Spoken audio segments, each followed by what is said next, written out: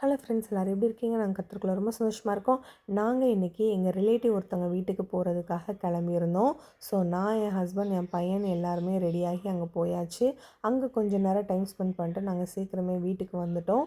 வீட்டுக்கு வந்தோன்னே பார்த்திங்கன்னா, ஒரு பார்சல் ஒன்று வந்துருந்துச்சு. ஸோ என்னது அது அப்படின்னு சொல்லிட்டு நான் ஓப்பன் பண்ணி பார்த்துட்டு இருந்தேன்.